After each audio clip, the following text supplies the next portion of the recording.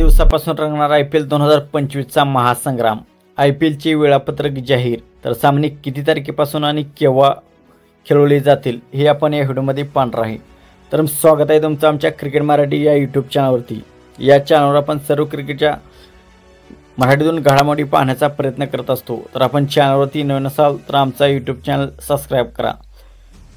IPLच्या पुढील हंगामाची तारीख उघड झाली आहे। क्रिकबजने दिलेल्या माहितीनुसार IPL 2025 सीझन मागील हंगामापेक्षा खूप लवकर सुरू होईल। अहवालानुसार पुढील हंगाम 14 मार्चपासून सुरू होणार असून ही स्पर्धा 25 मे पर्यंत सुरू राहणार आहे। म्हणजे चॅम्पियन ट्रॉफीच्या फायनलनंतर लगेचच ही स्पर्धा सुरू होईल। चॅम्पियन ट्रॉफीचा अंतिम सामना 9 मार्चला होणार आहे। तर इन्फोच्या रिपोर्टनुसार BCCIने सर्व IPL फ्रँचायझींना एक ईमेल पाठवला आहे, ज्यामध्ये IPL 2025 सीझनची तारीख उघड करण्यात आली आहे।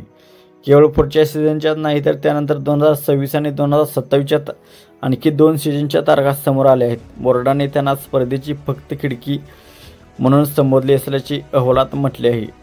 स्पर्धा त्याच तारखांना आयोजित केली जाईल असे मानले जात आहे। 2026चा हंगाम 15 मार्चपासून सुरू होईल आणि 31 मे पर्यंत चालेल। तर 2027चा हंगाम देखील 14 मार्चपासून सुरू होईल आणि 30 मे पर्यंत चालेल।